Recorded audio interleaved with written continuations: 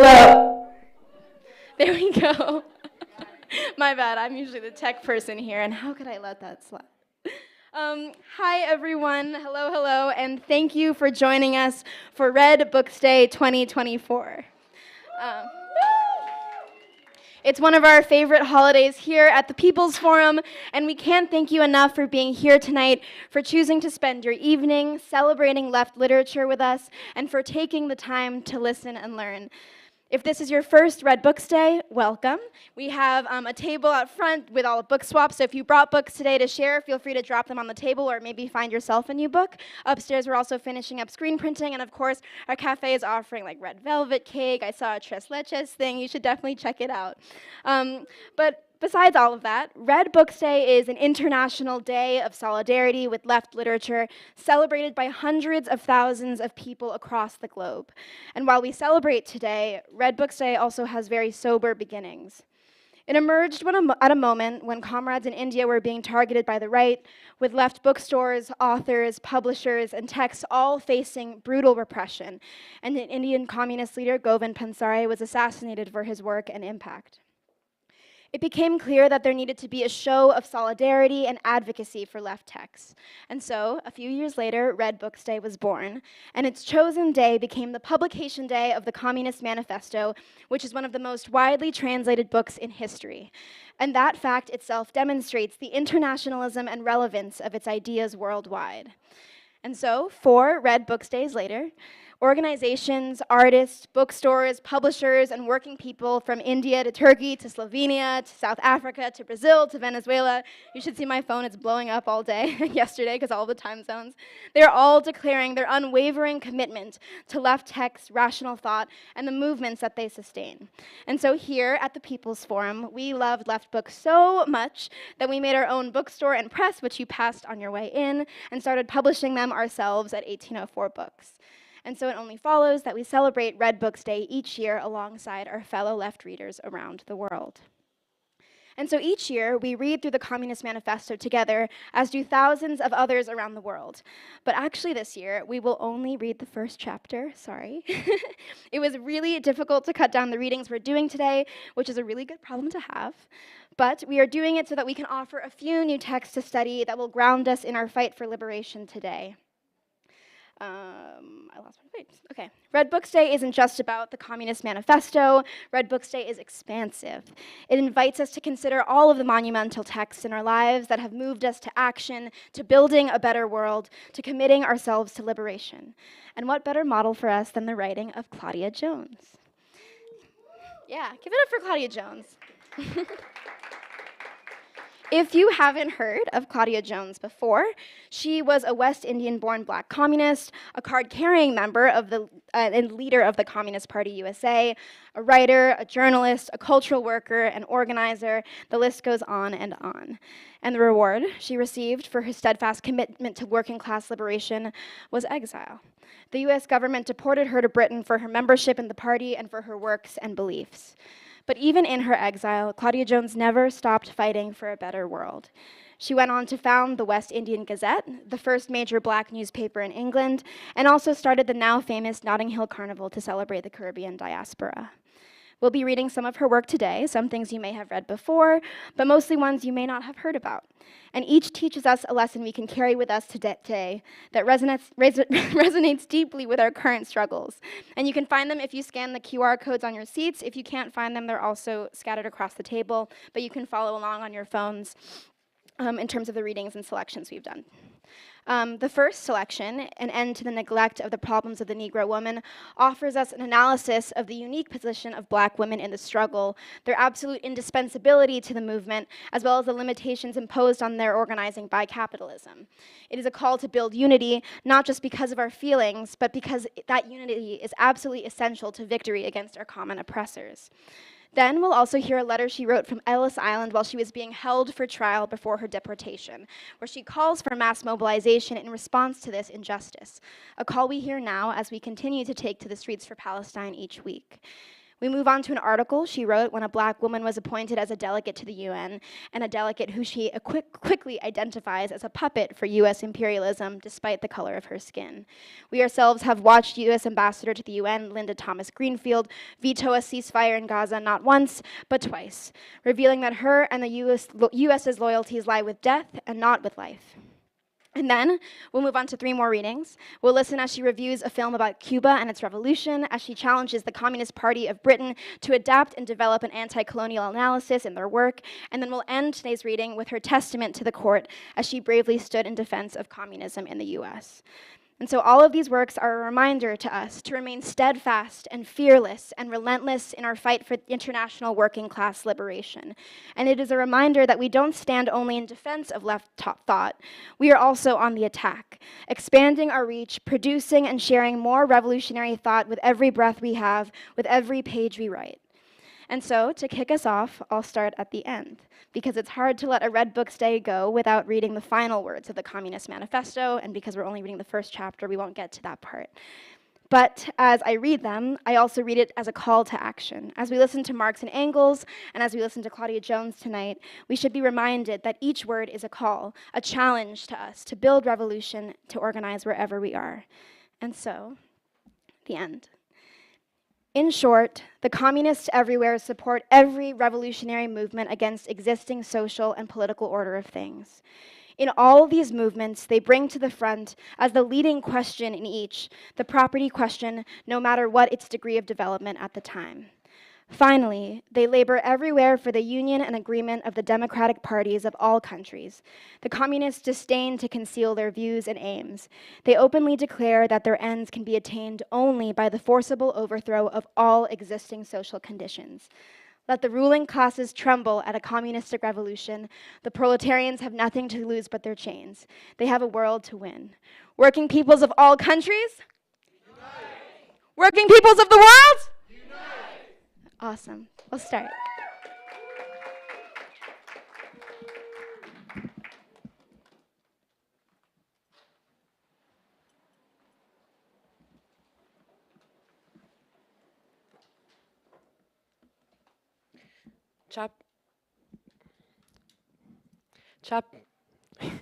Chapter 1, Manifesto of the Communist Party.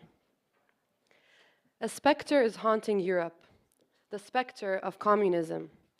All the powers of old Europe have entered into a holy alliance to exorcise this specter. Pope and Tsar, Metternich and Guizot, French radicals and German police spies.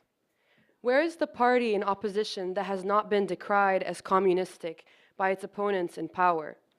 Where is the opposition that has not hurled back the branding reproach of communism against the more advanced opposition parties, as well as against its reactionary adversaries? 2 things result from this fact. 1, communism is already acknowledged by all European powers to be itself a power. And 2, it is high time that communists should openly, in the face of the whole world, publish their views, their aims, their tendencies, and meet this nursery tale of the specter of communism with a manifesto of the party itself. To this end, communists of various nationalities have assembled in London and sketched the following manifesto to be published in the English, French, German, Italian, Flemish, and Danish languages. Chapter 1, Bourgeois and Proletarians. The history of all hitherto existing society is the history of class struggle. Freeman and slave, patrician and plebeian, lord and serf, guildmasters and journeyman, in a word, oppressor and oppressed, stood in constant opposition to one another, carried on an uninterrupted, now hidden, now open fight, a fight that each time ended either in a revolutionary reconstitution of society at large or in the common ruin of the contending classes. In the earlier epochs of history, we find almost everywhere a complicated arrangement of society into various orders, a manifold gradation of social rank. In ancient Rome, we have patricians, knights, plebeians, slaves. In the Middle Ages, feudal lords, vassals, guildmasters, journeymen, apprentices, serfs. In almost all of these classes, again, subordinate gradations.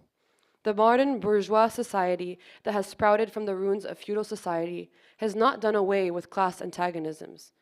It has but established new classes, new conditions of oppression, new forms of struggle in place of the old ones.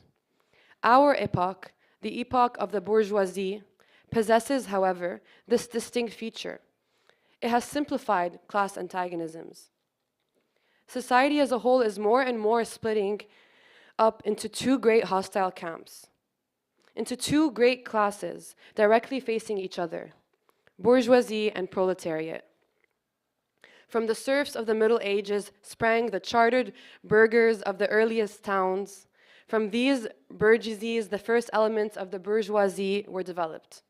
The discovery of America, the rounding of the Cape, opened up fresh ground for the rising bourgeoisie.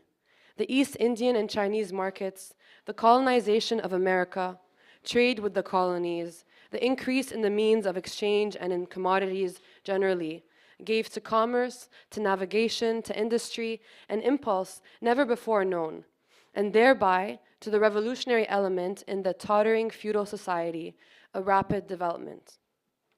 The feudal system of industry in which industrial production was monopolized by closed guilds now no longer sufficed for the growing wants of the new markets. The manufacturing system took its place. The guild masters were pushed on one side by the manufacturing middle class. Division of labor between the different corporate guilds vanished in the face of division of labor in each single workshop. Meantime, the markets kept ever growing, the demand ever rising. Even manufacture no longer sufficed. Thereupon, steam and machinery revolutionized industrial production. The place of manufacture was taken by the giant modern industry. The place of the industrial middle class by industrial millionaires, the leaders of the whole industrial armies, the modern bourgeois. Modern industry has established the world market for which the discovery of America paved the way. This market has given an immense development to commerce, to navigation, to communication by land. This development has, in turn, reacted on the extension of industry, and in proportion as industry, commerce, navigation, railways extended, in the same proportion the bourgeoisie developed, increased its capital, and pushed into the background every class handed down from the Middle Ages. We see, therefore, how the modern bourgeoisie is itself the product of long course of development, of a series of revolutions in the modes of production and of exchange. Each step in the development of the bourgeoisie was accompanied by a corresponding political advance of that class. An oppressed class under the sway of the feudal nobility, an armed and self-governing association in the medieval commune. Here in independent urban republics, as in Italy and Germany. There, taxable third state of the monarchy, as in France. Afterwards, in the period of manufacturing proper, serving either the semi-feudal or the absolute monarchy as a counterpoise against the nobility, and, in fact, cornerstone of the great monarchies in general. The bourgeoisie has at last, since the establishment of modern industry and of the world market, conquered for itself in the modern representative state exclusive political sway. The executive of the modern state is but a committee for managing the common affairs of the whole bourgeoisie.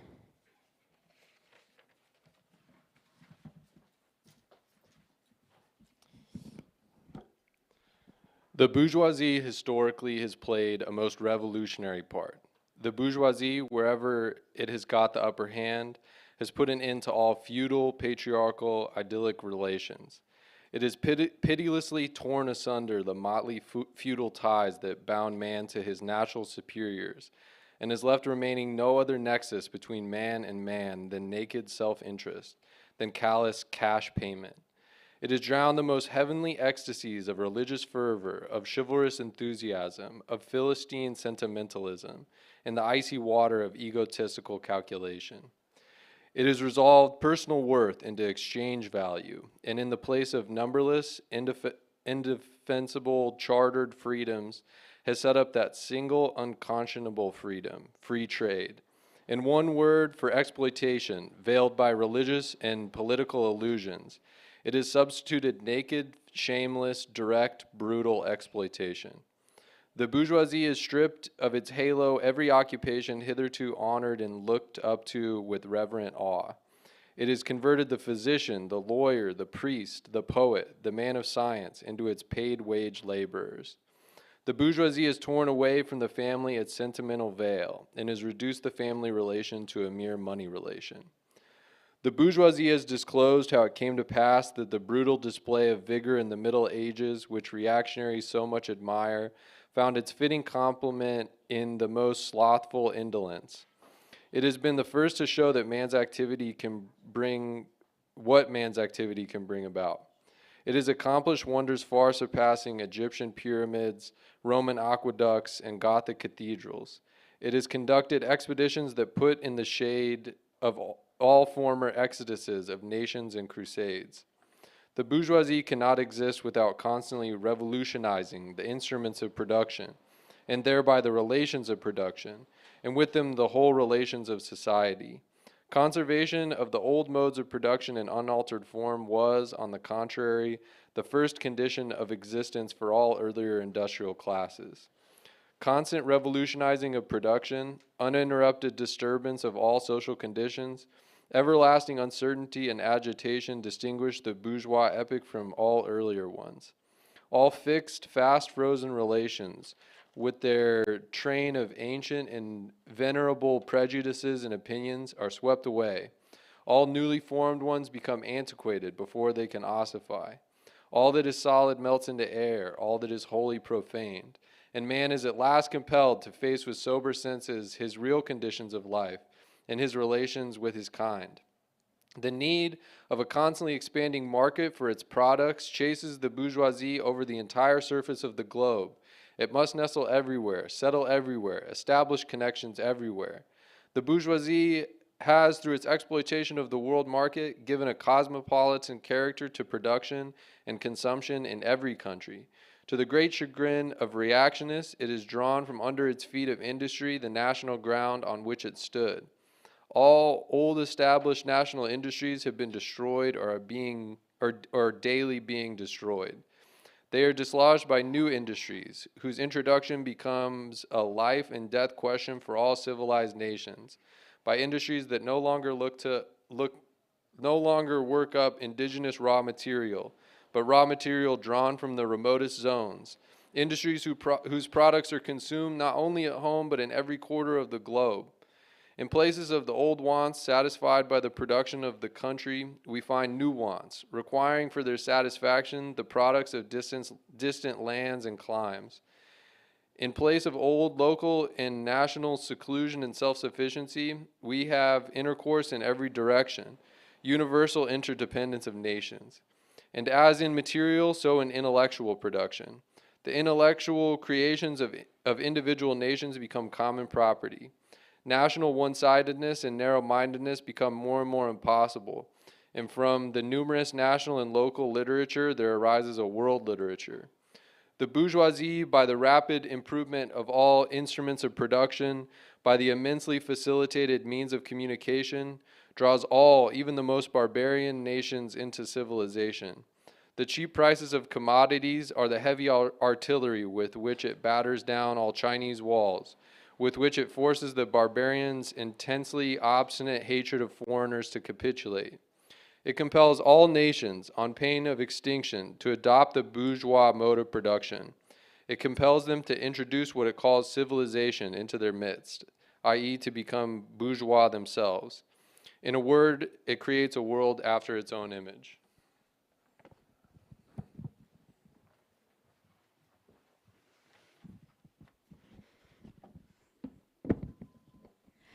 The bourgeoisie has subjected the country to the rule of the towns.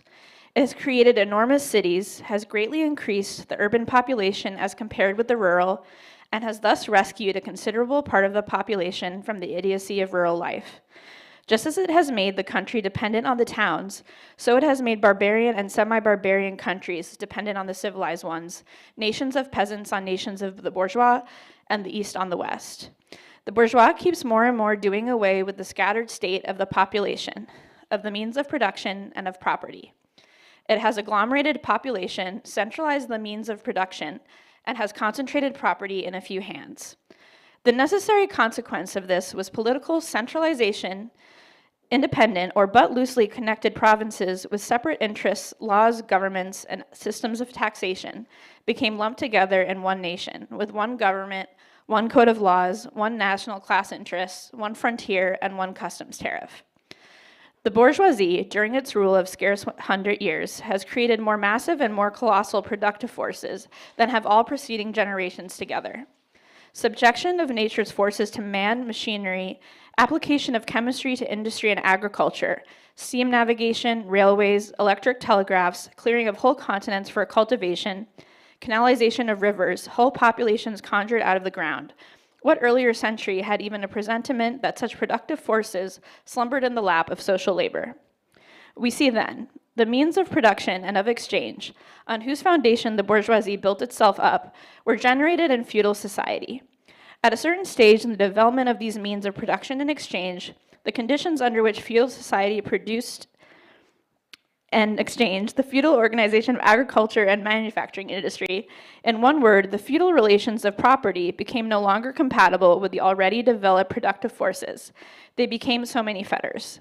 They had to be burst asunder. They were burst asunder. Into their place stepped free competition, accompanied by a social and political constitution adapted in it, and the economic and political sway of the bourgeois class.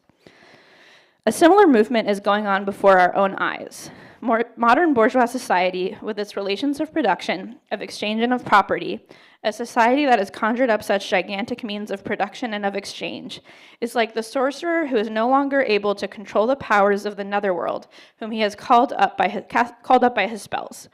For many a decade, past the history of industry and commerce is but the history of the revolt of modern productive forces against the modern conditions of production, against the property relations that are the conditions for the existence of the bourgeois and of its rule.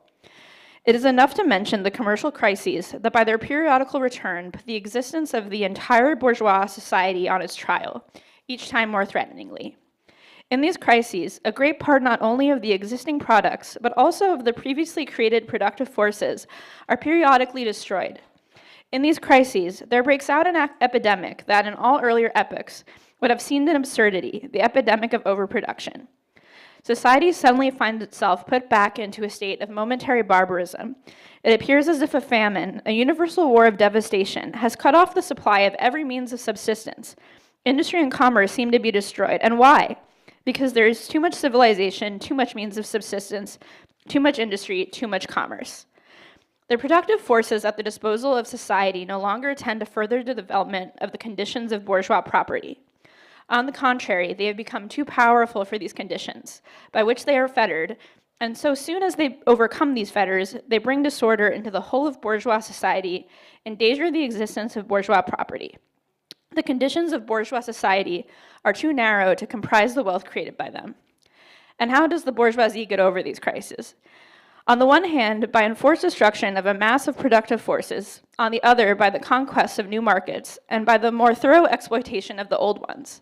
That is to say, by paving the way for more extensive and destructive crises, and by diminishing the means whereby crises are prevented.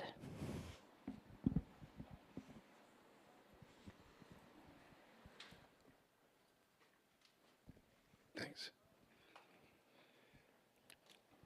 In proportion as the bourgeoisie, i.e. capital, is developed, in the same proportion is the proletariat, the modern working class, developed. A class of laborers who live only so long as they find work, and who find work only so long as their labor increases capital. These laborers who must sell themselves piecemeal are a commodity, like every other article of commerce, and are consequently exposed to all the vicissitudes of competition, to all the fluctuations of the market. Owing to the extensive use of machinery and to the division of labor, the work of the proletarians has lost all individual character and, consequently, all charm for the workman. He becomes an appendage of the machine, and it is only the most simple, most monotonous, and most easily acquired knack that is required of him. Hence, the cost of production of a workman is restricted almost entirely to the means of subsistence that he requires for maintenance and for the propagation of his race. But the price of a commodity, and therefore also of labor, is equal to its cost of production. In proportion, therefore, as the repulsiveness of the work increases, the wage decreases. Nay, more, in proportion as the use of machinery and division of labor increases, in the same proportion, the burden of toil also increases, whether by prolongation of the working hours, by the increase of the work exacted in a given time, or by increased speed of machinery, etc. Modern industry has converted the little workshop of the patriarchal master into the great factory of the industrial capitalist.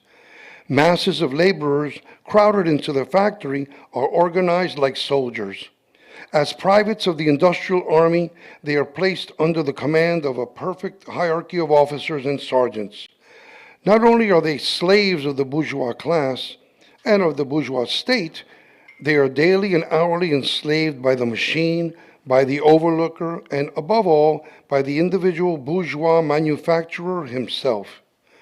The more openly this despotism proclaims gain to be its end and aim, the more petty, the more hateful, and the more embittering it is.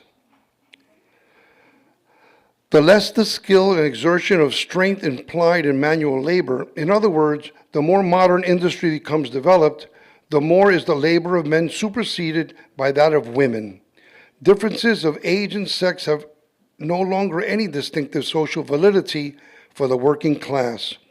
All are instruments of labor, more or less expensive to use according to their age and sex. No sooner is the exploitation of the laborer by the manufacturer, so far, at an end, that he receives his wages in cash, than he is set upon by the other portions of the bourgeoisie, the landlord, the shopkeeper, the pawnbroker, etc.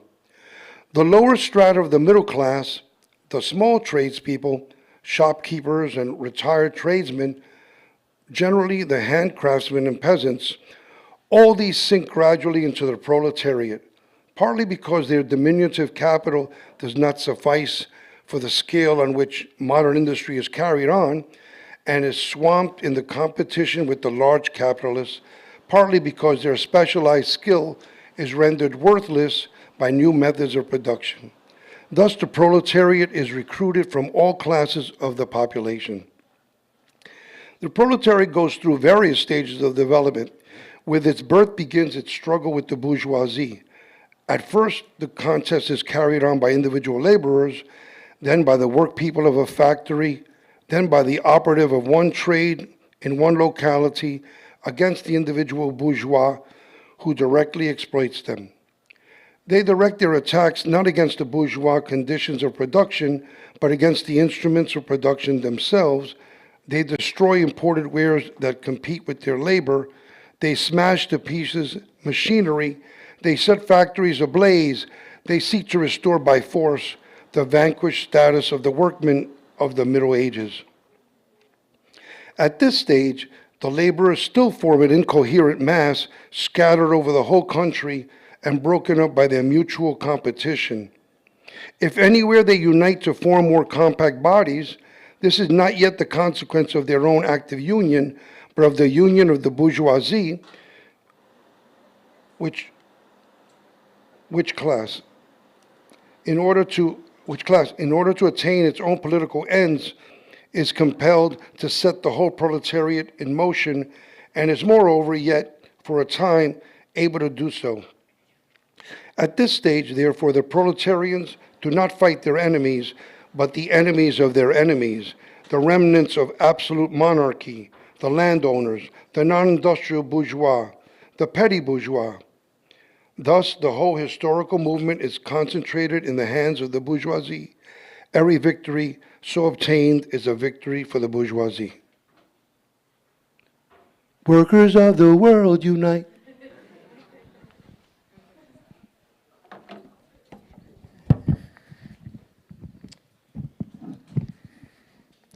But with the development of industry, the proletariat not only increases in number, it becomes concentrated in greater masses.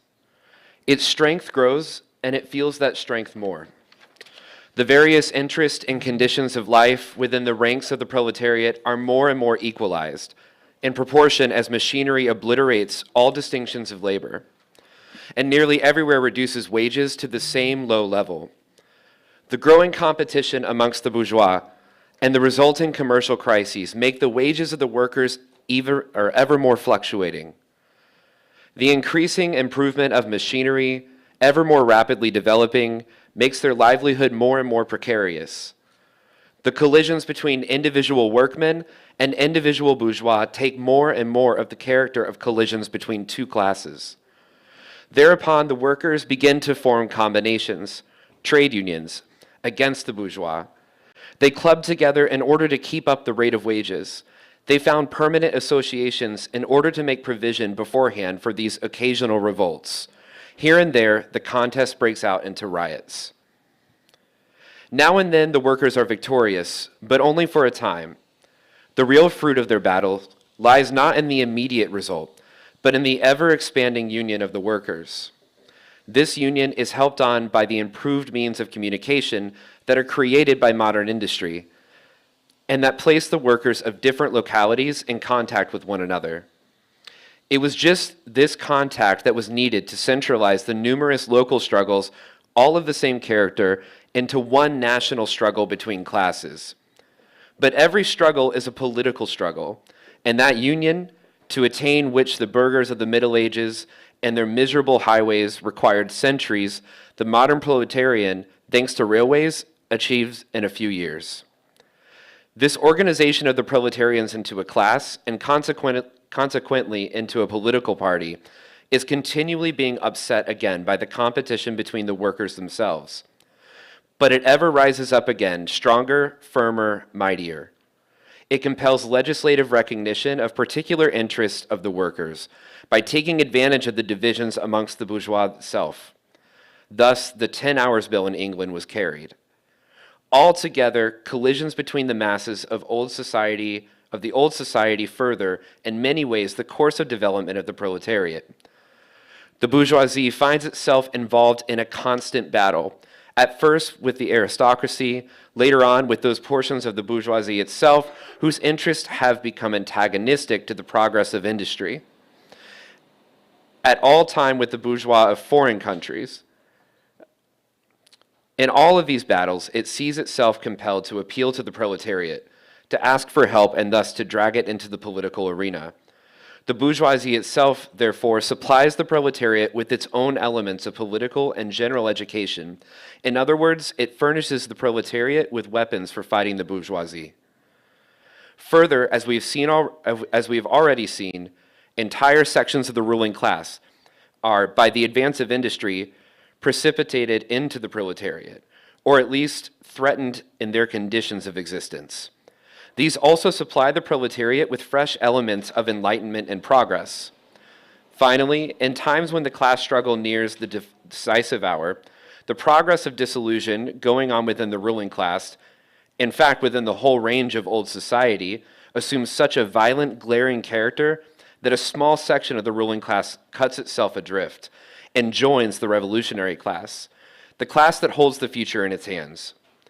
Just as, therefore, at an earlier period, a section of the nobility went over to the bourgeoisie, so now a portion of the bourgeoisie goes over to the proletariat, and in particular, a portion of the bourgeoisie ideologists who have raised themselves to the level of comprehending theoretically the historical movement as a whole.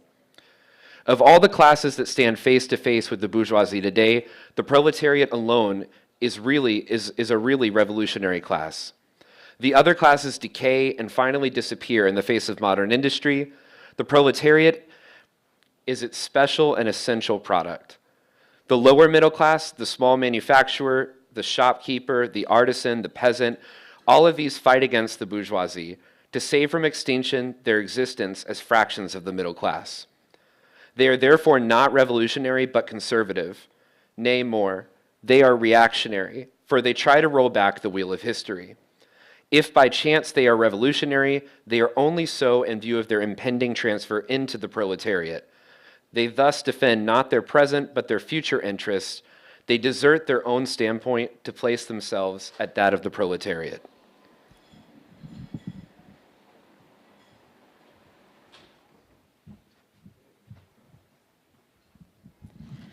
The dangerous class, lumpen proletariat, the social scum, that passively rotting mass thrown off by the lowest layers of old society may, here and there, be swept into the movement by a proletarian revolution.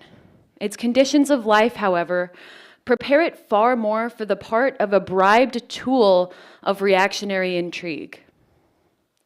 In the condition of the proletariat, those of old society at large are already virtually swamped. The proletarian is without property. His relation to his wife and his children has no longer anything in common with the bourgeois family relations. Modern industry labor, modern subjection to capital, the same in England as in France, in America as in Germany, has stripped him of every trace of national character. Law, morality, religion are to him so many bourgeois prejudices, behind which lurk in ambush just as many bourgeois interests. All the preceding classes that got the upper hand sought to fortify their already acquired status by subjecting society at large to their conditions of appropriation. The proletarians cannot become masters of the productive forces of society except by abolishing their own previous mode of appropriation, and thereby also every other previous mode of appropriation. They have nothing of their own to secure and to fortify.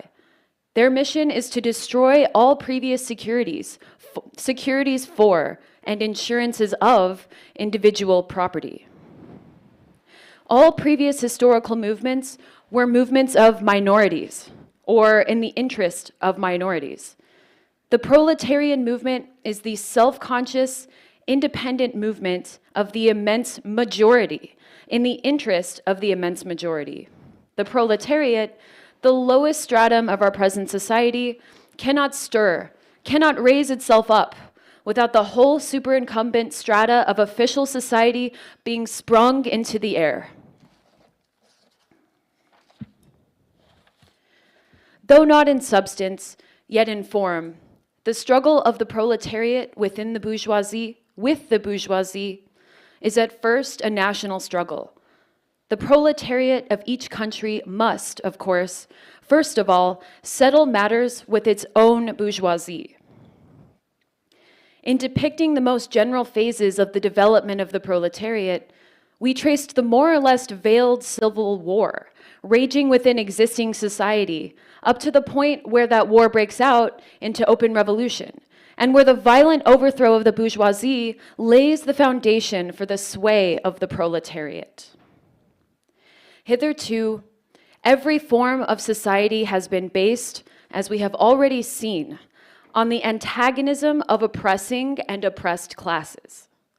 But in order to oppress a class, certain conditions must be assured to, under which it can at least continue its slavish existence. The serf, in the period of serfdom, raised himself to membership in the commune, just as the petty bourgeois, under the yoke of feudal absolutism, managed to develop into a bourgeois. The modern laborer, on the contrary, instead of rising with the process of industry, sinks deeper and deeper below the conditions of existence of his own class. He becomes a pauper, and pauperism develops more rapidly than population and wealth. And here it becomes evident that the bourgeoisie is unfit any longer to be the ruling class in society and to impose its conditions of existence upon society as an overriding law. It is unfit to rule because it is incompetent to assure an existence to its slave within his slavery, because it cannot help letting him sink into such a state that it has to feed him instead of being fed by him. Society can no longer live under this bourgeoisie. In other words, its existence is no longer compatible with society. The essential conditions for the existence and for the sway of the bourgeois class is the formation and augmentation of capital. The condition for capital is wage labor. Wage labor rests exclusively on competition between the laborers. The advance of industry, whose involuntary promoter is the bourgeoisie, replaces the isolation of the laborers due to competition by the revolutionary combination due to association. The development of modern industry, therefore, cuts from under its feet the very foundation on which the bourgeoisie produces and appropriates products. What the bourgeoisie therefore produces above all are its own gravediggers. Its fall and the victory of the proletariat are equally inevitable.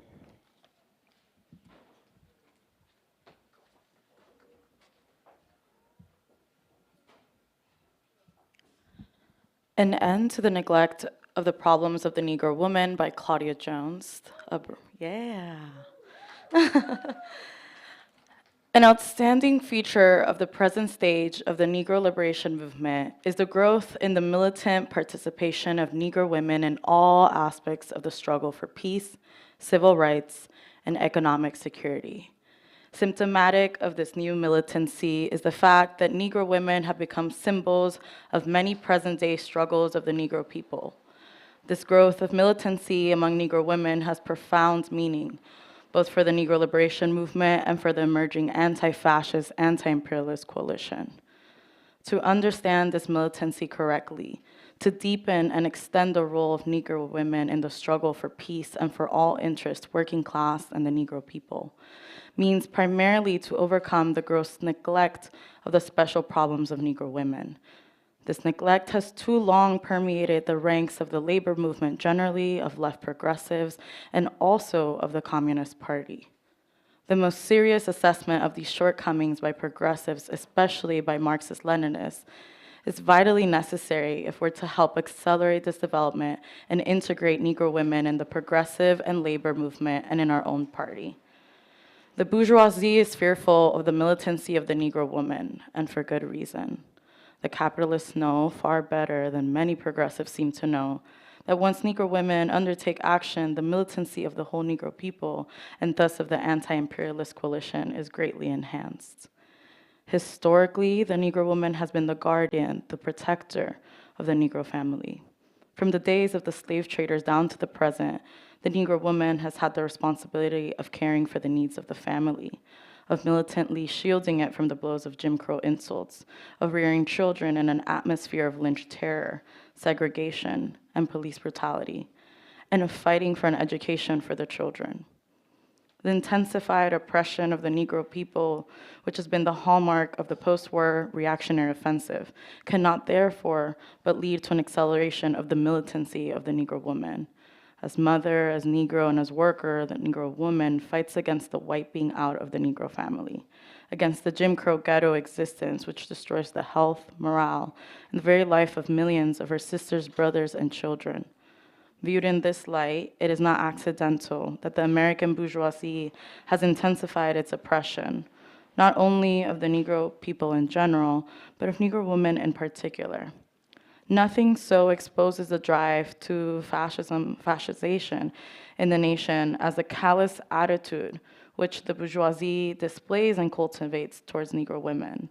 The vaunted boast of the ideologist of big business that American women possess the greatest equality in the world is exposed in all its hypocrisy when one sees that in many parts of the world, particularly in the Soviet Union, the new democracies, and the formerly oppressed land of China, women are attaining new heights of equality. But above all else, Wall Street's boast stops at the water's edge where Negro and working class women are concerned. Not equality, but degradation and super exploitation. This is the actual lot of Negro women. Negro women in mass organizations. This brief picture of some of the aspects of the history of the Negro woman, seen in the additional light of the fact that a high proportion of Negro women are obliged today to earn all or part of the bread of the family, helps us understand why Negro women play a most active part in the economic, social, and political life of the Negro community today.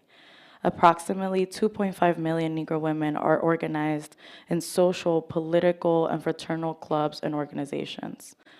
Negro women are the real active forces, the organizers and workers in all the institutions and organizations of the Negro people. These organizations play a many-sided role, concerning themselves with all questions pertaining to the economic, political, and social life of the Negro people, and particularly of the Negro family.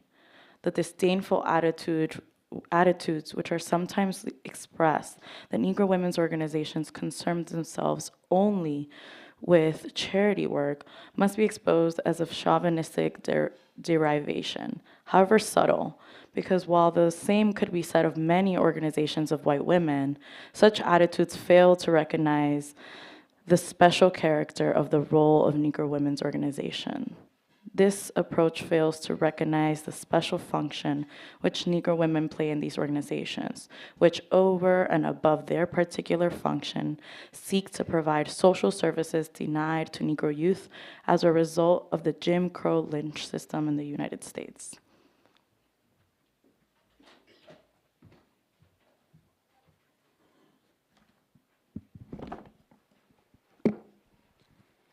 The Negro woman worker.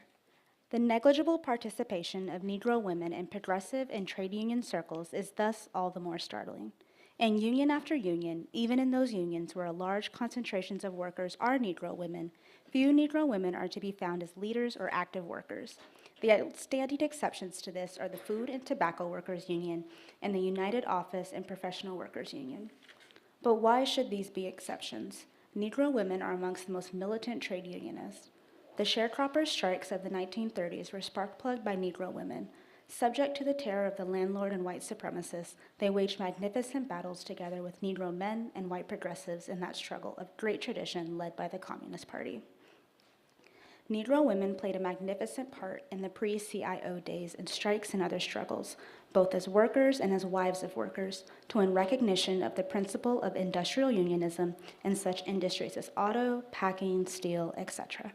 More recently, the militancy of Negro women unionists is shown in the strike of the packing house workers, and even more so in the tobacco workers' strike, in which such leaders as Miranda Smith and Velma Hopkins emerged as outstanding trade unionists. The struggle of the tobacco workers led by Negro women later merged with the political action of Negro and white, which led to the election of the first Negro in the South in Winston-Salem, North Carolina, since Reconstruction days. It is incumbent on progressive unionists to realize that in the fight for equal rights for Negro workers, it is necessary to have a special approach to Negro women workers who, far out of proportion to other women workers, are the main breadwinners in their families. The fight to retain the Negro woman in industry and to upgrade her on the job is a major way of struggling for the basic and special interest of the Negro woman worker. To not recognize this feature is to miss the special aspects of the effects of the growing economic crisis, which is penalizing Negro workers, particularly Negro workers with special severity. The domestic worker. One of the crassest manifestations of trade union neglect of the problems of the Negro woman worker has been the failure not only to fight against relegation of the Negro to domestic, menial, and similar work, but to organize the domestic worker. It is merely lip service for progressive unionists to speak of organizing the unorganized without turning their eyes to the serious plight of the domestic worker, unprotected by union standards, is also the victim of exclusion from all social and labor legislation. The continued relegation of Negro women to domestic work has helped to perpetuate and intensify chauvinism directed against all Negro women. Despite the fact that Negro women may be grandmothers or mothers, the use of the chauvinist term girl for adult Negro women is a common expression. The very economic relation of Negro women to white women, which perpetuates madam-maid relationships, feeds chauvinist attitudes, and makes it incumbent on white women progressives, and particularly communists, to fight consciously against all manifestations of white chauvinism, open and subtle. Too many progressives and even some communists are still guilty of exploiting Negro domestic workers, of refusing to hire them through the Domestic Workers Union, or of refusing to help in its expansion into those areas where it does not yet exist, and generally of participating in the vilification of maids when speaking to their bourgeois neighbors and their own families. Then there is the expressed concern that the exploited Negro domestic worker does not talk to or is not friendly with her employer, or the habit of assuming that the duty of the white progressive employer is to inform the Negro woman of her exploitation and her oppression, which she undoubtedly knows quite intimately. Persistent challenge to every chauvinist remark as concerns the Negro woman is vitally necessary if we are to break down the understandable distrust on the part of Negro women who are repelled by the white chauvinism they often find expressed in progressive circles. Manifestations of white chauvinism. Some of the crassest expressions of chauvinism are to be found at social affairs where, all too often, white men and women and Negro men participate in dancing, but Negro women are neglected.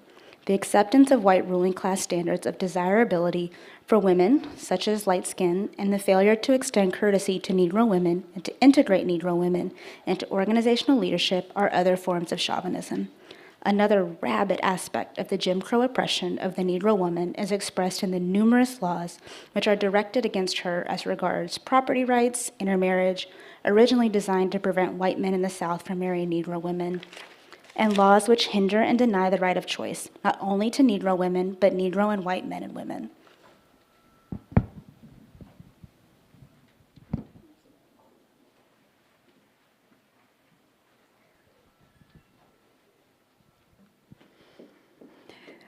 For white progressive women and men, and especially for communists, the question of social relations with Negro men and women is above all a question of strictly adhering to social equality.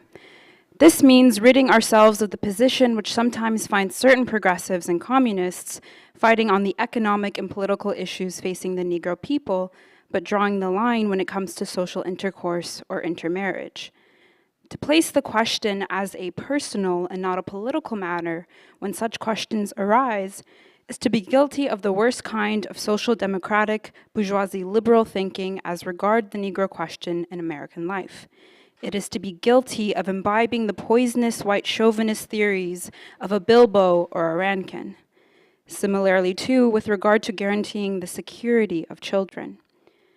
The security will be enhanced only through the struggle for the liberation and equality of all nations and peoples, and not by shielding children from the knowledge of the struggle. This means ridding ourselves of the bourgeoisie liberal attitudes which permit Negro and white children of progressives to play together at camps when young, but draw the line when the children reach teenage and establish boy-girl relationships. Chauvinist expressions also include paternalistic surprise when it is learned that Negroes are professional people. Negro professional women workers are often confronted with such remarks as, "Isn't your family proud of you?" Then there is the reverse practice of inquiring of Negro women professionals whether someone in the family would like to take a job as a domestic worker. These chauvinist attitudes, particularly as expressed toward the Negro woman, are undoubtedly an important reason for the grossly insufficient participation of Negro women in progressive organizations and in our party as members and leaders. The American bourgeoisie, we must remember, is aware of the present and even greater potential role of the masses of Negro women, and is therefore not loath to throw plums to Negroes who betray their people and do the bidding of imperialism. The struggle for peace. Our party, based on its Marxist-Leninist principles, stands foursquare on a program of full economic, political, and social equality for the Negro people and of equal rights for women. Who more than the Negro woman is the most exploited and oppressed belongs in our party. Negro women can and must make an enormous contribution to the daily life and work of the party. Concretely, this means prime responsibility lies with white men and women comrades. Negro comrades, too, however, must participate in this task. Negro communist women must everywhere now take their rightful place in party leadership on all levels. The strong capacities, militancy, and organizational talents of Negro women can, if well utilized by our party, be a powerful lever for bringing forward Negro workers, men and women, as a leading force of the Negro people's liberation movement, for cementing Negro and white unity in the struggle against Wall Street imperialism, and for rooting the party among the most exploited and oppressed sections of the working class and its allies. In our party clubs, we must conduct an intensive discussion of the role of the Negro woman, so as to equip our party membership with clear understanding for undertaking the necessary struggles in the shops and communities. We must end the practice in which many Negro women who join our party and who in their churches, communities, and fraternal groups are leaders of the masses with an invaluable mass experience to give to our party, suddenly find themselves viewed in our clubs not as leaders, but as people who have to get their feet wet organizationally. We must end this failure to create an atmosphere in our clubs in which new recruits, in this case Negro women, are confronted with the silent treatment or with attempts to blueprint them into a pattern. In addition to the white chauvinist implications in such approaches, these practices confuse the basic need for Marxist-Leninist understanding, which our party gives to all workers, and which enhances their political understanding, with chauvinist disdain for the organizational talents of new Negro members, or for the necessity to promote them into leadership. To win the Negro women for full participation in the anti-fascist, anti-imperialist coalition, to bring her militancy and participation to even greater heights in the current and future struggles against Wall Street imperialism, progressives must acquire political consciousness as regards her special oppressed status. It is this consciousness, accelerated by struggles, that will convince increasing thousands that only the Communist Party, as a vanguard of the working class, with its ultimate perspective as socialism, can achieve for the Negro women, for the entire Negro people, the full equality and dignity of their stature in a socialist society in which contributions to society are measured not by national origin or by color, but a society in which men and women contribute according to ability and ultimately, under communism, receive according to their needs.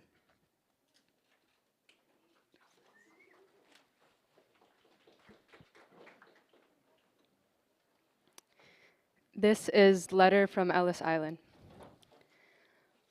Homing pigeons gather aimlessly in the large yard on an island which lies in New York's Great Harbor.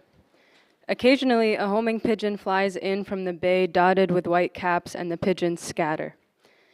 They either gather in a solid mass and noiselessly fly away together, or, with loud grace, flap their wings and soar away. One flapped his wings 31 times before he ascended to fly over the massed brownstone building with numerous windows. If one looks closely, it is obvious this is not just a haunt of homing pigeons or seagulls. The windows on all buildings are all wired and crisscross light iron bars. Others are heavier. Around the huge yard, barbed wire, way beyond the height of a man, towers and outdoor lights, as on a baseball diamond, are spaced with regular frequency. Look even closer. Men in shirt sleeves or rough lumber jackets peer out from occasional windows on the right end of the yard, looking out on the bay, where, now and then, on this foggy, rain-swept day, foghorns cry their warning to approaching vessels. Some of the ships are more beautiful than others. There are lugs and passenger ships. Coast Guard cutters and barges are anchored to the pier on the left end of the island, which barely commands our view. It is not too foggy to see the towering skyscrapers which beckon beyond the bay on the other shore, on the mainland. One cannot imagine the mainland without its wealth of men, women, and children of many lands who, for centuries, and likewise today, toiled in mine, mill, factory, and the endless plain, all the stretch of these great green states to make America. From this view, another famous island that so many ships and their passengers from 5 continents have eagerly nodded to throughout the last 300 centuries cannot be seen. Bedloe's Island, home of the Statue of Liberty, gift of the descendants of Joan of Arc, lies on the left of this shore. And well it does, for this woman with liberty's torch still stands proudly aloft her earthy home, and literally stands with her back to Ellis Island. Trade unionists. Here are the trade unionists from fur, electrical, and maritime industries who smile from their firm greetings of approval when, from shops and locals, wires or letters come telling of actions taken on behalf of American liberty. Here is a black man from the British West Indies whose people's blood mixed with Crispus Attucks on that early day on Boston Commons when West Indian warriors of the strain of Toussaint Louverture fought in the American Revolution. Second-class citizens, like 15 million black Americans whose sons serve in Jim Crow units in Korea, they are not strangers to the second class. Jim Crow justice likewise meted out to West Indians of foreign birth. Here are women, Negro and white, whose lives, like those of Emma Lazarus and Harriet Tubman, are a refutation of women's inequality in any field of endeavor. Women whose lives from early youth was pursuit of truth learned in American homes and schools to help guarantee life, liberty, and the pursuit of happiness in devotion to the American people and to future generations of children by participating in the struggles of the people. Here, too, are leading representatives of the vanguard party of all of the toiling people, communist leaders. One of the women, as you know, was confined for over a week to solitary confinement and was under constant surveillance.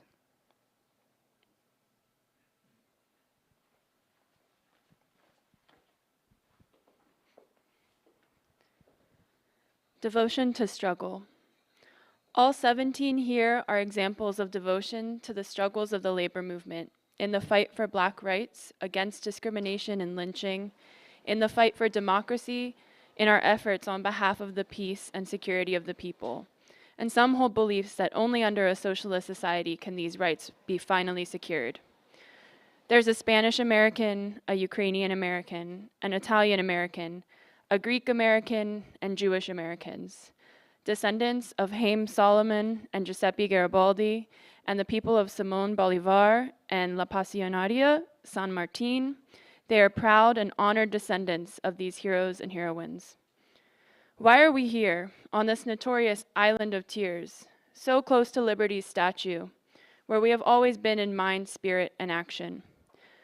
The majority of newspapers tell you that we are here because we are awaiting deportation hearings. That is a foul lie.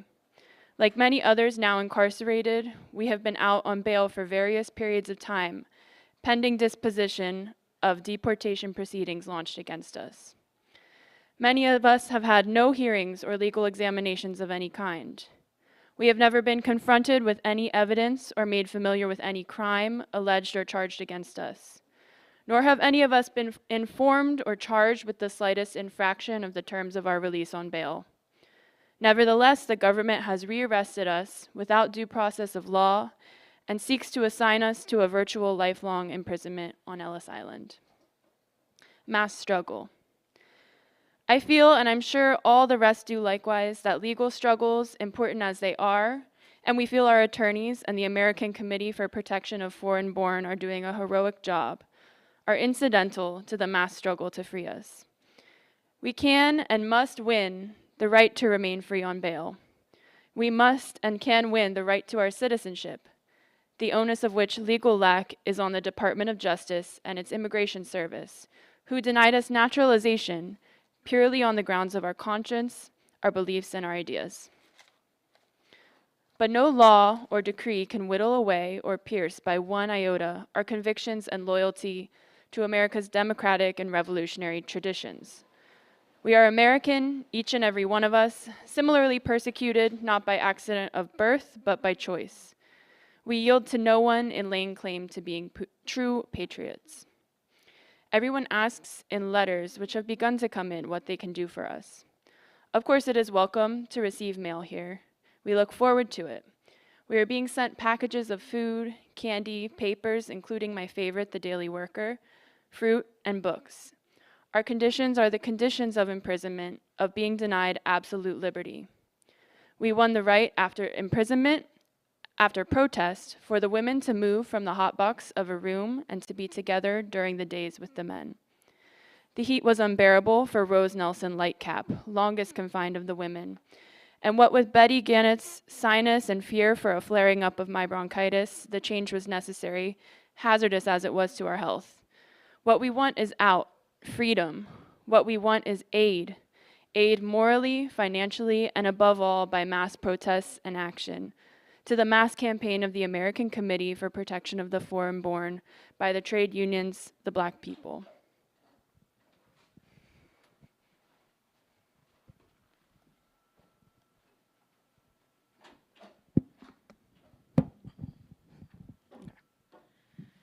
The leopard hasn't changed its spots. The recent appointment of Mrs. Edith Sampson, Chicago Negro woman attorney, as the first American Negro to serve as alternate delegate to the United Nations is undoubtedly an unprecedented step. Since her appointment also represents the highest post ever held by a Negro woman in the United States, it is fitting to inquire whether, as is being widely interpreted, this is a step offering liberation to America's 15 million Negroes. In a Chicago interview, Mrs. Sampson rushed into print expressing joy at being named, stated that she was thrilled at reports of her appointment.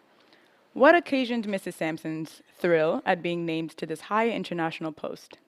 Was she thrilled at the opportunity to raise the innumerable pitfalls faced by the thrice oppressed Negro working woman, whose sons, victim of Jim Crow on Tokyo's beaches, are today expendable in Wall Street's Korean War against the heroic colored peoples of the Far East?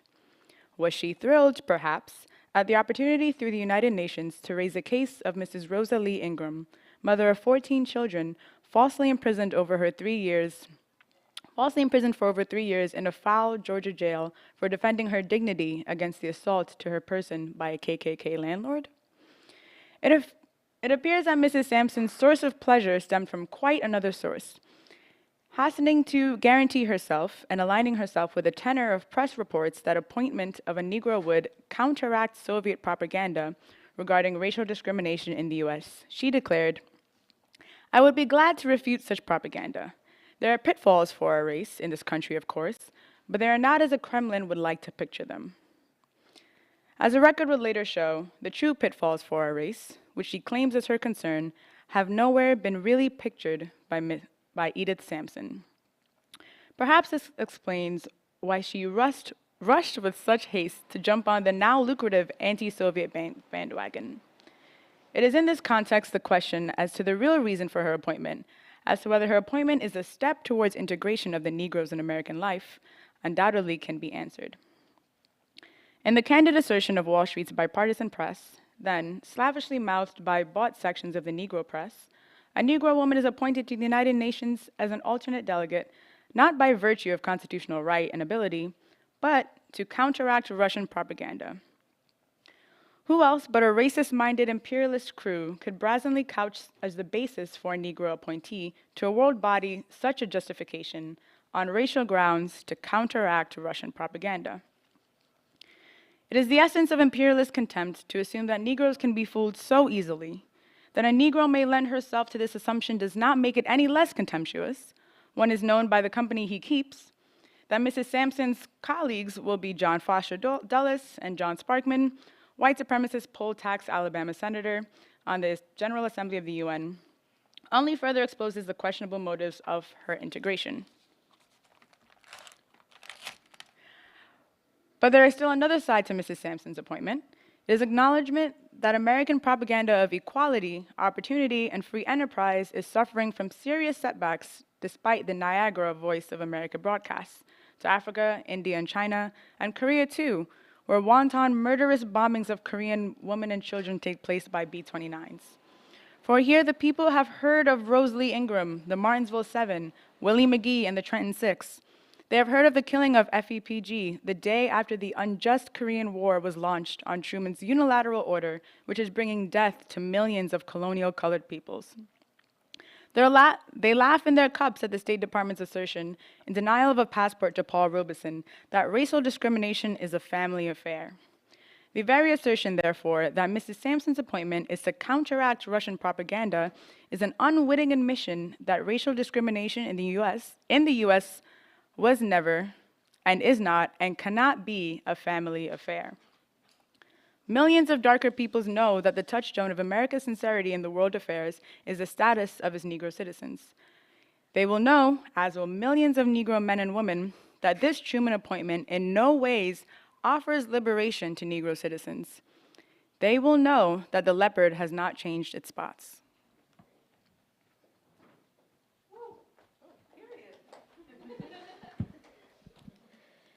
No appointment, even of a Black woman, can erase from the consciousness of darker peoples, including millions of Black working women, the ever-present status of lynching, poll taxes, segregation, and third-class citizenship. Do not myriads of Black women still weep for their lynched sons and those cut down in the prime of their manhood by trigger-happy cops? And what of the Black war widows whose sons and husbands are expendable in Korea, where correspondents nail their exploits, but cannot censor news of the foul insult by a Georgia senator to a Black leader on the floor of Congress? What of the millions of our sisters in the fields and on the job whose lot is still the most menial of tasks? All these are molding a militant Black womanhood, cut in the cloth of Harriet Tubman and Sojourner Truth. They do not run or crawl, but stand and fight like Rosalie Ingram, Bessie Mitchell, Amy Mallard, and Rosalie McGee, who hurl lie for lie into the teeth of reaction. It is the people's struggle for Black rights which compels partial concessions to the indignant yet unmet demands for full equality for America's 15 million second-class citizens.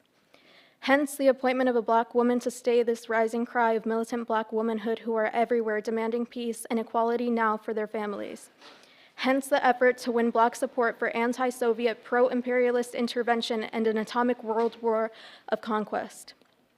To do this, it is necessary to make partial concessions. But these partial concessions are marked by complete indifference to the real fate of the masses of Black people who suffer unemployment, intensified national oppression, despite demagogic assertions of equality integration, which issue forth as a regular crop yearly by the American two-party system. There is no other framework in which American imperialism can, of its own volition, advance Black people to higher posts today. What an exposure is this, imperialist admission that they must appoint Black people to higher posts to counter this struggle.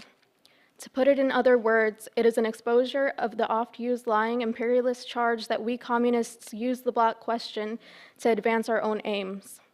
There can be no question that a clear distinction exists between forces who fight to advance the Black people to full citizenship by recognizing the special nature of their national oppression in Jim Crow America, and those who hide Black national oppression by obscuring the fight for special recognition of the Wall Street roots of their oppression under the guise of cosmopolitanism, integrationism, etc. If not alone by her own admission, Mrs. Sampson's record speaks for itself in this regard, for she is a safe choice, as safe as the specially privileged predecessors who worked in the homes of the plantation owners more than 300 years ago.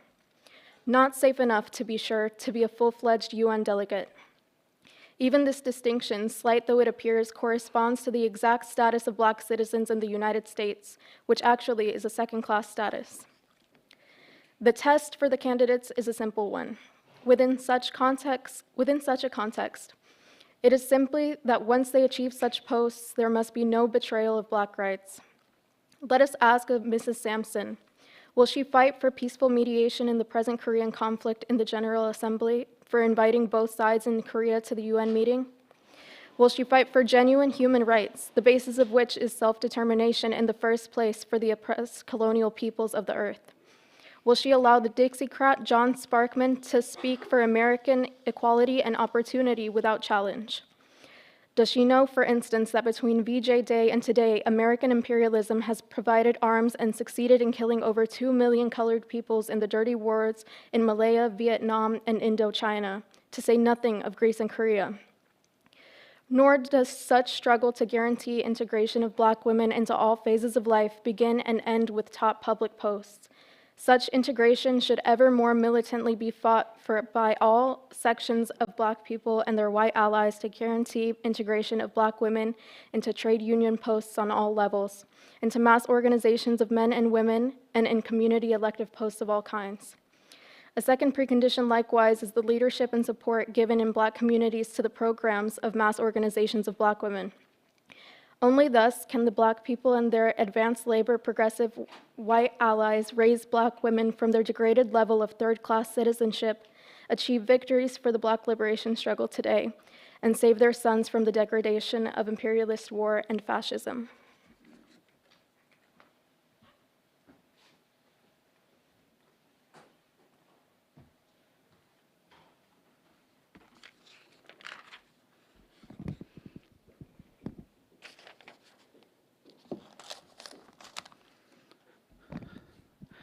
Island Aflame, the story of Cuba.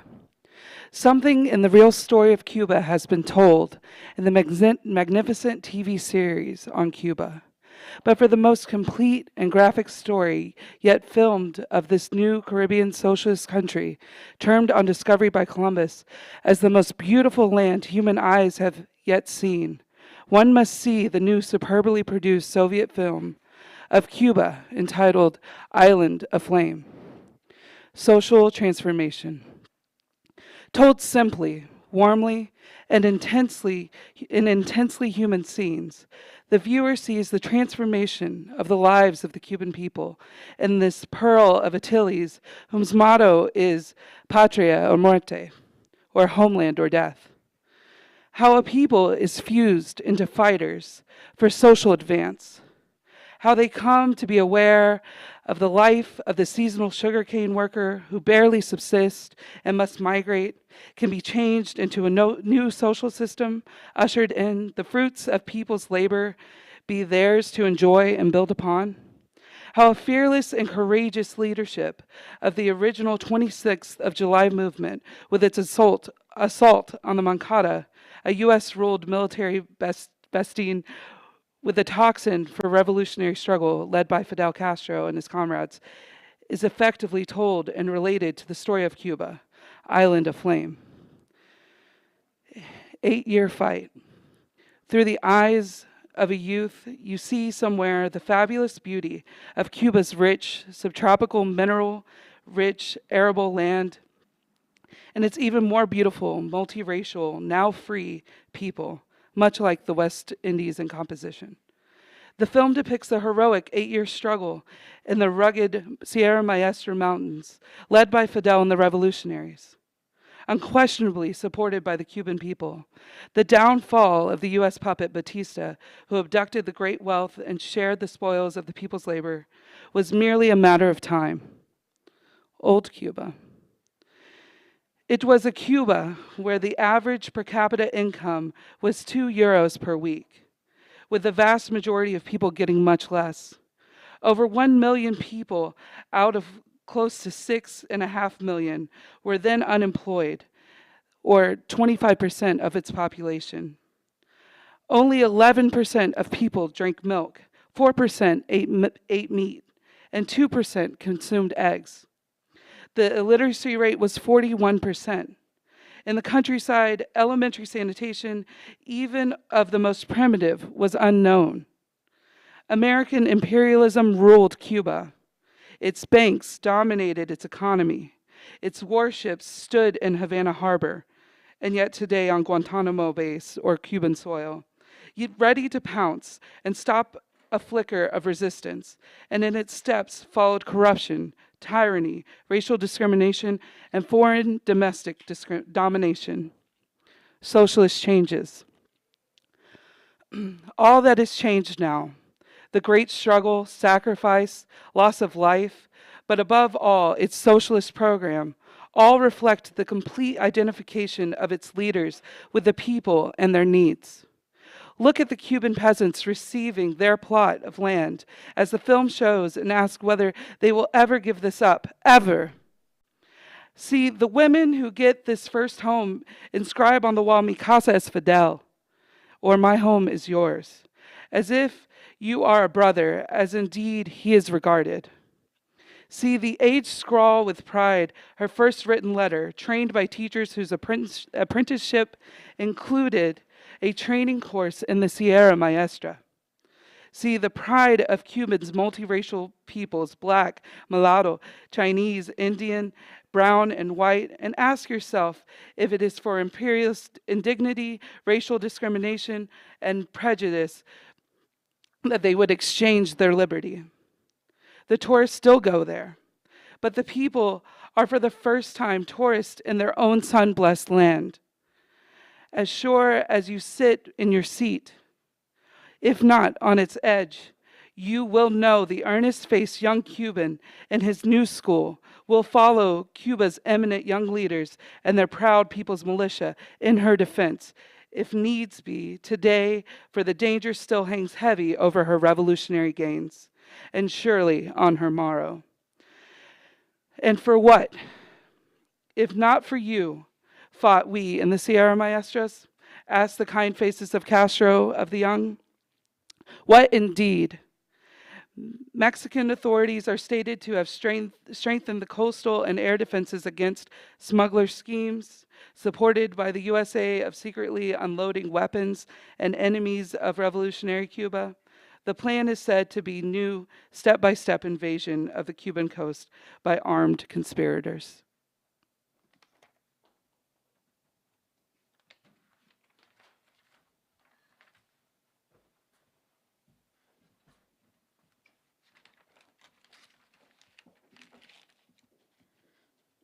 Speech to the 25th Congress of the Communist Party of Britain, 1957.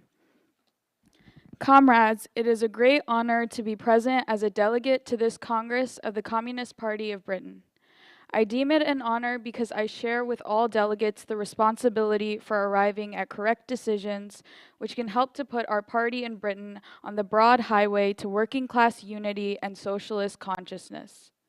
Also because it provides the long-awaited opportunity to thank the British Communist Party through you for the international solidarity shown to me when, as one of the many victims of American imperialist reaction, your protests and support was invaluable in fighting to secure my entry into Britain, as is the right of all British subjects.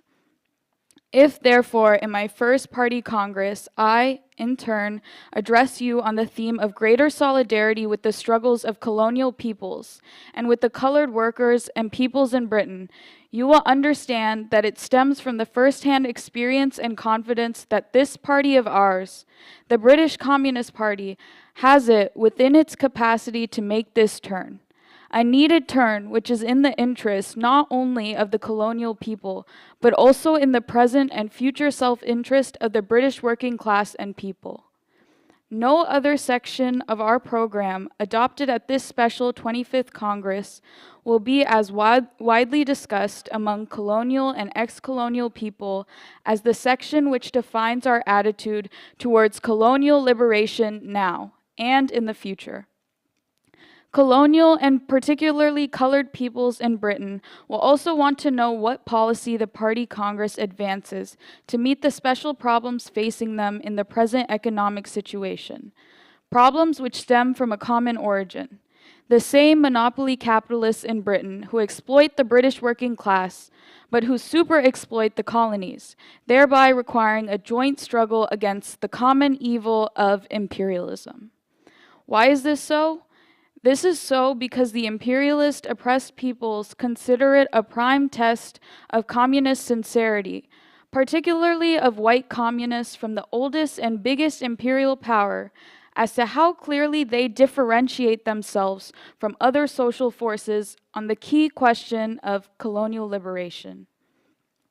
There is still another reason for their interest. The colonially oppressed people have come to understand, even if not wholly, that communist principles, the science of Marxism-Leninism, is the antithesis of exploitation in any manner, of racism and of chauvinist ideology. Now, unfortunately, or perhaps fortunately in the long run, to the degree that we remain ever vigilant, being members of the Communist Party does not automatically absolve white communists from suspicion by colonials as to whether one is completely free from infection of imperialist ideology. We should not find this strange or regard it as an accident when, as we have already observed in our discussion, ideologies alien to Marxism-Leninism, such as revisionism, sectarianism, bourgeois nationalism, do creep into our ranks. Nor is it eternal immunity from distrust by colonial peoples, won merely by constant reference to our past record, no matter how glorious that record may be. One should learn to be modest and learn something from the experience of the CPSU, that big nation chauvinism does not automatically die, even after the achievement of socialism. I would agree that such distrust must be combated, but how this is done makes all the difference. No, comrades, we must more fundamentally grasp the reason for this distrust, which is, I say, justified from their experience of long years of heinous imperialist exploitation and indignities, and by false promises by Western advocates of individual freedom and liberty. Hence, to win the confidence of the oppressed people, a Marxist party, as Lenin taught us, has to fulfill its responsibilities in its fight against great nation chauvinism and petty bourgeois nationalism, and has to go out of its way to allay these suspicions and fears.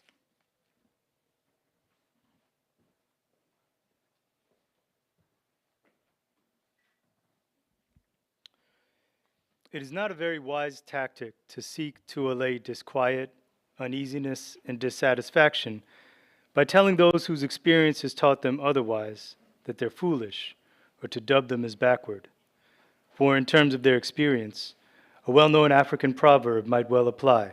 That proverb runs, "Respect the old, for they have seen the eyes of the morning." It has been suggested that the Communist Party of India has been used by Comrade Dutt in support of his minority formulation. What a crime. Most probably, the colored communists of India carry no weight with certain white communists of Britain. What more illuminating examples of chauvinism can you find? While we here are still fighting imperialism, the Communist Party of India has, for the first time in the history of the world, won electoral victory under the capitalist system and formed a government, even though it is in a small state. As an aside, Jones is writing about the elections in Kerala in 1957, when the Communist Party was elected. Comrade Emil Burns, in his World News article, raises the question of our helping the so-called backward peoples of the world, the backward peoples of China and the backward peoples of Tsarist Russia, were the first to throw off the old regimes and are now going forward with the most advanced ideology, the ideology of socialism, while the technically advanced peoples of Western bourgeois democratic tradition are still steeped in the mire of backward imperialist ideology. And now, India is following suit. The anti-imperialist struggle of the backward, mind you, Afro-Asian nations, from Egypt to Ghana, are today leading the progressive anti-imperialist ideological struggle. So much for backwardness. Let us learn a few things from these so-called backward people also, before we give them big brother leads, advice, guidance, and leadership. Talking of defense against American imperialism, who saved the world from the threat of an atom bomb holocaust? The backward people of China and Korea. Clearly, the freed colonial peoples are not that helpless. In their new world historic unity of Bandung, together with other socialist nations, including a socialist Britain, they will know how to defend themselves against the threat of a new imperialism. They will not be in any mood to substitute new masters for old. And comrades, let us not underestimate or sell short the progressive fight of the American working class and people, including the black people, upon whose heroic struggles the final curb to the American imperialist atom maniacs will yet be given. The world is not as static as the majority position assumes, that we will have a socialist Britain while things remain at a standstill in the United States. The descendants of Payne and Jefferson, of Lincoln, Frederick Douglass, and Gene Debs, and of William Z. Foster and Paul Robeson, who once defeated dominant British imperialism, will know too how to defeat their own arrogant American imperialism, which threatens not only colonial and national independence of all peoples, but their own progress to social advance. It is most unfortunate that a cheap jibe, or or shall I say wisecrack, was thrown at Comrade Dutt, that he made use of the minority formulations for his own pleasure. Most probably, all the comrades who agree with the minority position also indulge in these pleasures. Let me tell you, comrades, what you must already know. The contribution of Comrade Dutt in international affairs, and especially on the colonial question, may have given pleasure and indeed a great inspiration to millions of oppressed peoples of the world and to all progressive mankind. Now, comrades, before I leave this platform, I want you to know that I'd given my name to speak on the political resolution because of my firm belief that on the crucial question of color discrimination, the colored people resident in this country are waiting for a lead by the British Communist Party. I was not given the opportunity to speak earlier. I hope that in the new draft, there'll be a rectification of this serious omission in the draft political resolution. Such an immediate program of united struggle and solidarity now is a prime precondition for future relations.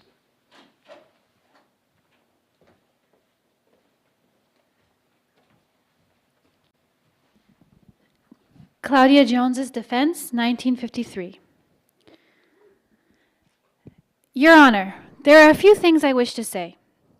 For if what I say here serves even one whit to further dedicate growing millions of Americans to fight for peace and to repel the fascist drive on free speech and thought in our country, I shall consider my rising to speak worthwhile indeed.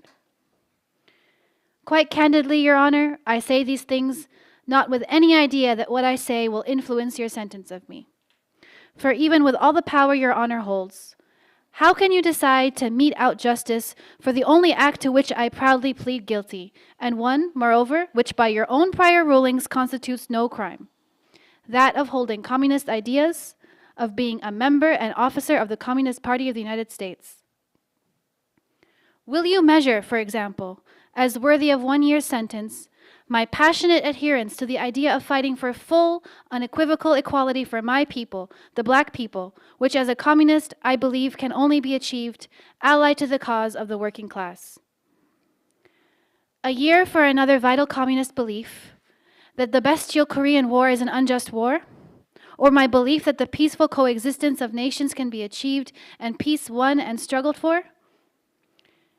Another year for my belief that only under socialism will exploitation of man by man be finally abolished and the great human and industrial resources of the nation be harnessed for the well-being of the people? Still another year's sentence for my belief that the denial of the exercise of free speech and thought to communist only precedes, as history confirms, the denial of exercise of these rights to all Americans? Etc., Honorable Judge. Of course, Your Honor might still choose another path for sentence. You will no doubt choose as the basis for sentence the concocted lies which flowed so smoothly from the well-paid tongues of stool pigeons and informers who paraded before you here and gave so-called evidence which the court has asserted was amply justified. Amply justified, Your Honor. What has been amply justified? The lies of degenerate witnesses like Younglove, who can only be compared to Vanderloob of the famous Reichstag trial? The despicable forced admission of the black witness Cummings, who laughed at the thought of his $10,000 of Judas gold jingling in his pocket when he said he would turn informer on his own mother for a mess of the prosecutor's pottage? The ill-practiced and unspeakable dronings of the other black informer, Rosser, who blurted out his well-memorized script and even on Your Honor's prodding would drift off into half-intelligible intonations. I don't know what you're talking about, to name but a few examples. Amply justified? Indeed, this evidence. There was no official stamp powerful enough, Your Honor, to dignify the obscenity of this trial of ideas. Hence, for me to accept the verdict of guilty would only mean that I considered myself less than worthy of the dignity of the truth, which I cherish as a communist and as a human being, and also unsuitable to the utter contempt with which I hold such sordid performances. That is why I find now, as throughout this trial of the ideas of Marxism-Leninism, that it is we, the defendants, who are morally free. And conversely, it is the prosecutors and the court itself that stands naked before the Bill of Rights and the Constitution and the people of our country. It is this, Your Honor, that explains the not-so-strange reason that you yourself observed that we feel no guilt. For true though that is, that the prosecutor has its framed-up verdict on a framed-up indictment and trial, it is not we, communist defendants, who tremble at this final stage of these trial court proceedings, but the very prosecutors of our ideas. Truly, the prosecution's victory sits shakily, for our ideas were confirmed in the course of this trial itself. It was the world-renowned Karl Marx, founder of the Marxist-Leninist science, for which application to the American and world historical conditions we were so fearfully convicted, who long ago predicted that the time would come when the powers that be would no longer live by the very laws they themselves have fashioned.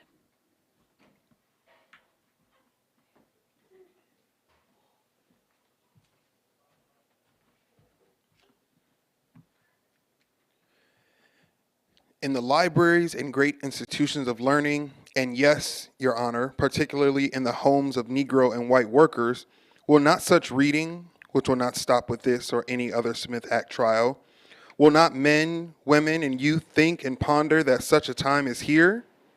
The thinking process, as Your Honor well knows, is a process that defies jailing. When it is all boiled down, what shows is not the strength of the policies and practices of our prosecutors, which are akin to police state practices, but their desperate fear of the people. Nothing shows this more, Your Honor, than our exposure of the biased jury drawn from a system which virtually excludes Negro, Puerto Rican, and manual workers.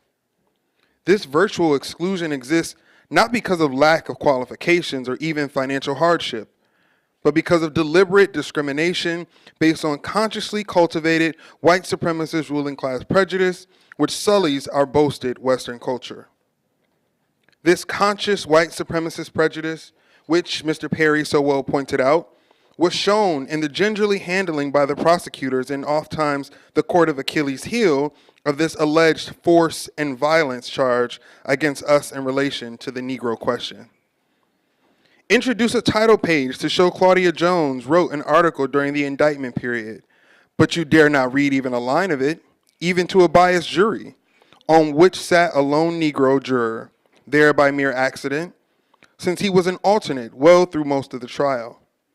You dare not, gentlemen of the prosecution, assert that Negro women can think and speak and write?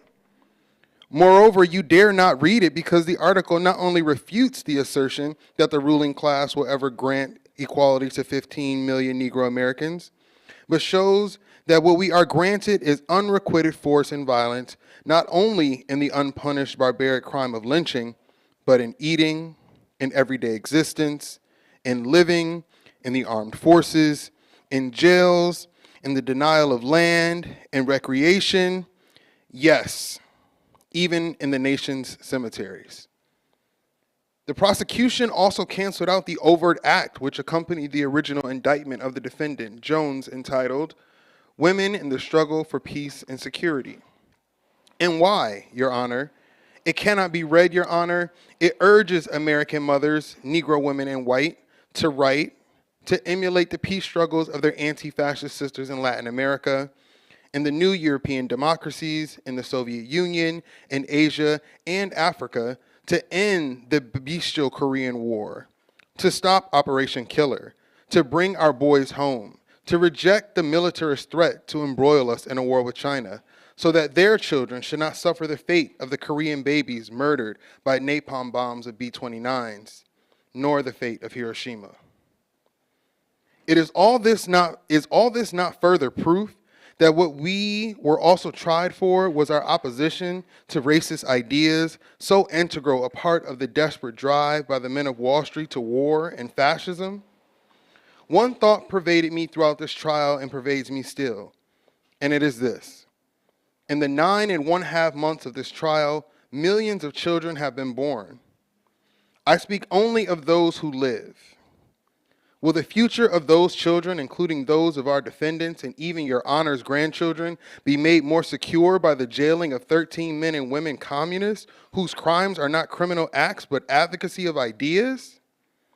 Is this not a tyrannical violation of the American dream of life, liberty, and pursuit of happiness? It was in an American junior high school where I first learned of the great traditions of popular liberty of American history, for which I then received the Theodore Roosevelt Award for Good Citizenship, that I have learned to interpret that history into work, to influence its change for the betterment of the people with the indispensable weapon of Marxist-Leninist ideas. That is the real crime against me. Of all other charges, I am innocent.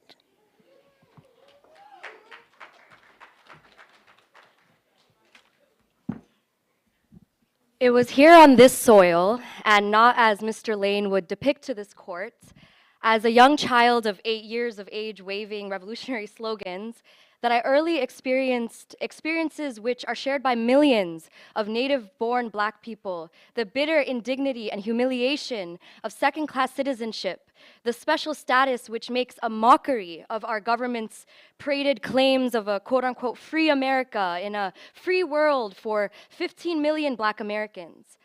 It was out of my Jim Crow experiences as a young Black woman, experiences likewise born of working class poverty, that led me in my search of why these things had to be, that led me to join the Young Communist League and to choose at the age of 18 the philosophy of my life, the science of Marxism-Leninism. That philosophy that not only rejects racist ideas, but is the antithesis of them. In this courtroom, there has often flashed before me the dozens of meetings of Black and white workers in the great auto plants at the Rouge, of New England textile workers, of students and of women active in the peace struggle, which I have addressed on behalf of my party. Just as now, there flashes in my mind's eye those young Black women I have seen at the Women's House of Detention, almost children, of whom, but for my early discovery of Marxism-Leninism, I might have had to say now, there might I have been. For what crimes?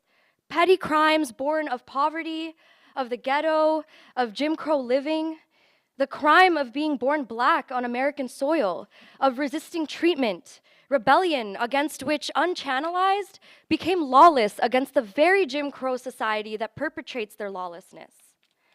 One need only be a Black in America to know that for the crime of being a Black, we are daily convicted by a government which denies us elementary democratic rights, the right to vote, to hold office, to hold judgeships, to serve on juries, rights forcefully denied in the South and also in the North. And I want to concur with Mr. Perry's proposal to Mr. Lane that he recommend to the Department of Justice that they show more zeal, since they have not ever prosecuted a single anti-Semite or a Ku Kluxer in these United States, with its total of 5,000 lynched Black men, women, and children since the 1860s. I am aware that these things are not to the liking of the prosecution or even of this court, but that cannot be helped. For one of the historical truths of all history is that the oppressed never revere their oppressors. Now I come to a close. The probation official who interrogated me was a Black official. Your Honor undoubtedly has his reports before you. One of the questions that he asked me was, did I ever believe in any religion? I told him then that this was a personal, private matter and was guaranteed under the First Amendment of the Constitution. I wonder now, Your Honor, if he somehow falsely reckoned, as many officials falsely reckon, that a change of belief or conviction in one's mature life is like putting on a new dress or a new hat. I could have quoted scripture to him, the scripture applied by a leading Black religious figure in tribute and in observation of the Smith Act jailing of one of the outstanding sons of the Black people, Ben Davis, now incarcerated in the Jim Crow Federal Penitentiary of Terre Haute, Indiana. The scripture runs, "Smite down the shepherd and the sheep will be scattered." And this, honorable judge, is exactly what is the purpose of all Smith Act trials, this one in particular. I share the faith of Elizabeth Gurley Flynn and Pettis Perry and all of my co-defendants that America's working people, Black and white, will surely rise, not like sheep, but with vigilance towards their liberty to assure that peace will win and that the decadent Smith Act with contravenous the Bill of Rights will be swept from the scene of history. It was the great Frederick Douglass who had a price on his head, who said, "Without struggle, there is no progress." And echoing his words was the answer of the great abolitionist poet, James Russell Lowell. The limits of tyranny is prescribed by the measure of our resistance to it.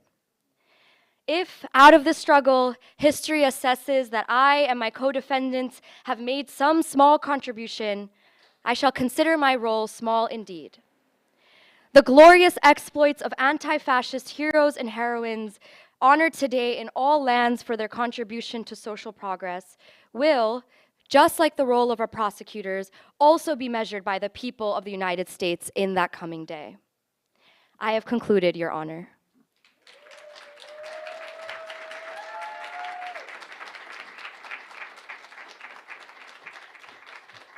Thank you, everyone who stuck with us till the end. I hope you leave this space with a new reinvigorated appreciation and honoring of the left texts that inspire us, the authors who bravely put their words and their analyses forth, and of course the movements that stand behind them, the movements that they are a part of, and the movements that I hope you guys will join. And so with that, I'll wish you all a good night. Please, there's still a lot of cookies and juice in the back. Feel free to look at the bookstore on your way out. And also, if you liked the words of Claudia Jones, we just released a new book called A Fighting Dream, The Political Writings of Claudia Jones. Which includes these works and many, many others.